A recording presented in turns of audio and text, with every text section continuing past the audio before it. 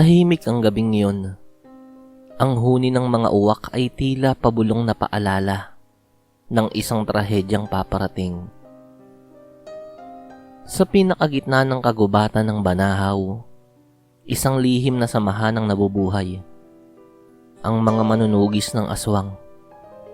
Ang tagapagbantay laban sa mga aswang, lamang lupa, at lahat ng halimaw na pumapatay sa mga alagang hayop at sa tao. Mga gumagambala sa katahimikan ng daigdig. Si Baste, ang pinuno ng Hilagang Dibisyon, ay nakadungaw mula sa tore ng bantay. May pakiramdam siya na hindi maipaliwanag. Parang may humihila sa kanyang kaluluwa pa ibaba. Kinabukasan ay natagpo ang nakahandusay sa loob ng kanyang kubol ang pinakamatandang pinuno, si Tata Ingo. Walang sugat, walang galos, pero wala na itong buhay. Tumigil lang ang kanyang paghinga.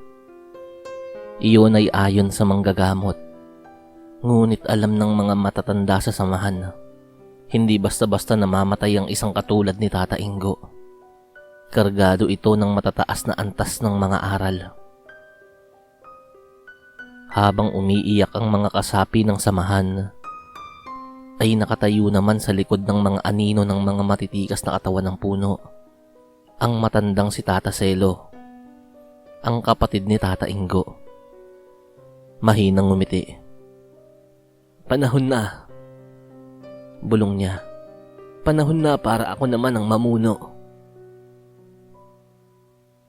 Noong kabataan pa nila, silang dalawa ang nagsimula bilang manunugis.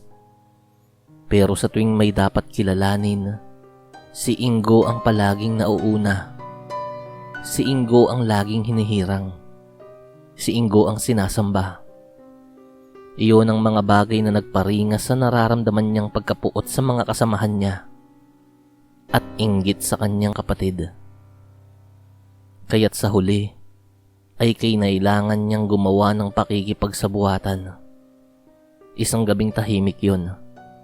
Nagbigay siya ng alak na may lason. Isang mahikang galing sa pangkat ng mga aswang na mayroong kapalit.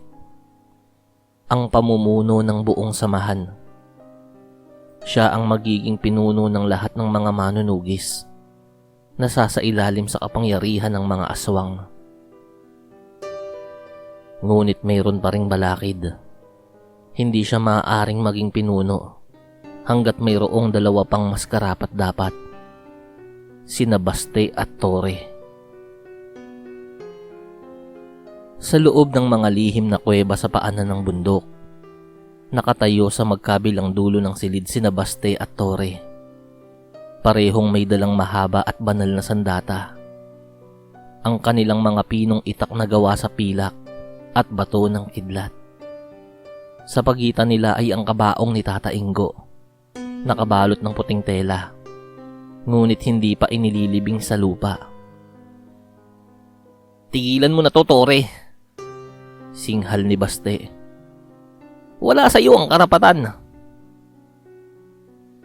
Anong wala? Walang masigit na may karapatan kundi ako, sagot ni Tore, malamig ang boses. Ako ang tumapo sa lider ng mga aswang sa timog ah. Halos magsalpukan na naman sila.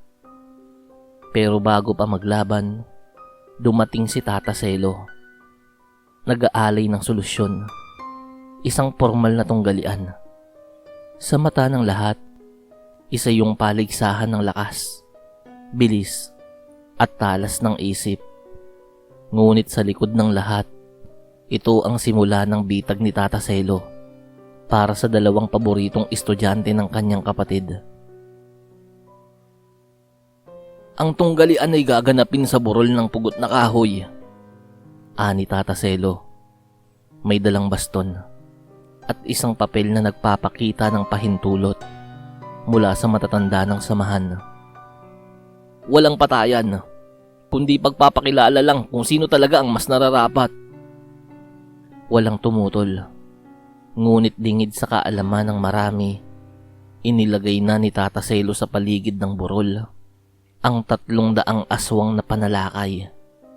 Mga nilalang na tapat sa kanya, mga dating tao rin na naging halimaw matapos makatikim ng dugo ng embalsamadong pinuno mula sa katimugan. Samantala, si Baste at Torre ay parehong nakatanggap ng lihim na babala, isang papel na iniwan sa ilalim ng kanilang mga unan. May nakasulat doon, "Huwag magpapatalo sa galit. Ang iyong tunay na kalaban ay hindi ang nasa harapan mo, kundi ang nasa likuran."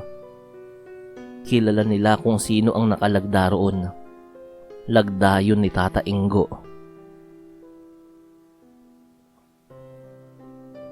Dumating ang araw ng laban. Libo-libong mamamayan at manunugis ang dumalo. Sa gitna ng burol ay nakapalibot ang mga pinuno ng iba't ibang dibisyon. Umaambon, maulap ang langit. Parang pati ang kalikasan ay nagdadalamhati. Nagharapan sina Baste at Torre. Sumiklab agad ang palitan ng suntok, pag-iwas, mga saksak, at pagbira ng mga anting-anting. Lumiliwanag ang katawan ni Baste sa tuwing tatamaan siya. Isang anting-anting ng kalasag. Samantalang ang mga paa ni Torre ay halos hindi makitang sumasayad sa lupa. Anting-anting ng bilis. Humahanga ang lahat. Ngunit sa dulo ay kapwa sila napaluhod, humihingal at duguan. Doon na kumaway si Tata Selo mula sa itaas. "Panahon na!" bulong niya sa sarili. "Patayin sila!" Sa isang iglap, nagsidatingan mula sa gilid ng mga burol ang mga halimaw. Lumilipad ang iba, habang ang iba'y gumagapang sa lupa. Ang ilan ay halos may ulo ng daga, habang ang iba'y may mga pakpak ng paniki. Tumitili, nagngangalit, naglalaway, nananabik kumitil ng buhay at kumain ng laman ng mga tao. "Nandito na sila!" sigaw ng isang batang manunugis. Ang mga manunugis ay hindi makakilos agad. Inaakala nilang bahagi ng pagsubok ang lahat. Ngunit nang una ng lamunin ng isang aswang ang isang bantay, nagising ang lahat sa isang katotohanan. "Bitag to!" sigaw ni Baste. "Hindi tayo dapat nag-aaway!" Ngunit sa halip na matakot, ay ngumiti lang si Torre. "Alam ko!" Nagkatinginan ng dalawa. Parehong alam na. Sabay silang tumayo. Hinugot ang mga itak at sabay na lumundag. Habang ang mga manunugis ay nagsama-sama upang labanan ng mga aswang, may isang gumagalaw sa gitna ng burol. Ang kabaong ni Tata Ingo. Unti-unti yung bumukas. Lumabas ang isang kamay. Pagkatapos ay ang buong katawan. Buhay siya. Matanda. Payat. Ngunit nanlalaban pa rin ang apoy sa kanyang mga mata. "Hindi lahat ng nananahimik lang ay mangmang sa mga maaaring mangyari," sabi niya, habang lumalakad papalapit sa gitna ng labanan. Sa kanyang balikat ay ang isang puting ibon na nakakasilaw ang pagkakaputi. Ang kanyang baston ay tila nagliliwanag. Lumapit siya kay Tata Selo.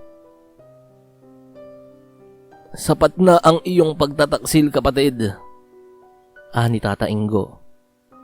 "Ngayon ay igagawad ko sa iyo ang kaparusahan." Habang si Tata Ingo ay humaharap kay Tata Selo, sina Baste at Torre ay sabay na lumalaban sa mga halimaw. Hawak-hawak ang dalawang sagradong sandata. Pinagpuputol nila ang ulo ng mga halimaw, habang pinoprotektahan ng mga mas mahihinang kasapi. Mula sa mga anino ng kasukalan, lumabas pa ang ilang mga nakatagong tauhan.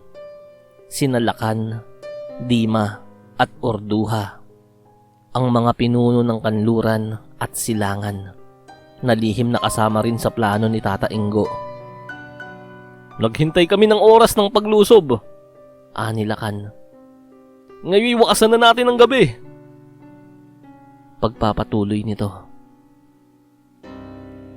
Tuluyan nang nagbago ng anyo si Tata Selo. Ang kanyang balat ay naging kulay abo. Ang kanyang mga mata ay naging kulay pula. Lumabas ang matutulis na kuko. At ang kanyang hininga ay nangamoy na parang nabubulok na dugo. Kahit buhay ka pa, Ingo, ani Tata Selo, hindi mo na mababawi ang samahan. Ako na ang bagong pinuno. Ako lang. Ngunit bago pa siya makalapit, mabilis na sumalakay si Tata Ingo. Tinusok niya ng kanyang baston sa dibdib si Selo. At ito'y tumagos sa likuran nito. Umalingaw-ngaw ang sigaw ni Tata Selo habang unti-unting bumabalik ang kanyang anyong tao. Nagsalita na si Tata Ingo. Hindi mo kailanman makukuha ang pamana ng tunay na pinuno. Ang tiwala ng bayan. At si Tata Selo ay bumagsak na nga sa lupa. Pinanawan ng buhay. Matapos ang labanan, muling nagtayo ng dambana ang mga manunugis. Sa gitna ay muling nakaupo si Tata Ingo. Ngunit hindi bilang isang hari, kundi bilang isang ama. Pinanumpa niya sina Baste at Tore habang hawak ang kanyang baston. Mula ngayon, kayong dalawa na ang tagapagmana ng aking lakas. Hindi kayo magtatagisan kundi magsasama. Hindi lakas ang pamana ko, kundi ang pagkakaisa. Tumango sina Baste at Tore, magkahawak kamay. Mula sa pagiging magkaribal at magkaaway, sila na ngayon ang haligi ng bagong henerasyon ng mga manunugis. At mula sa itaas ng burol, unti-unting lumiliwanag ang bagong araw.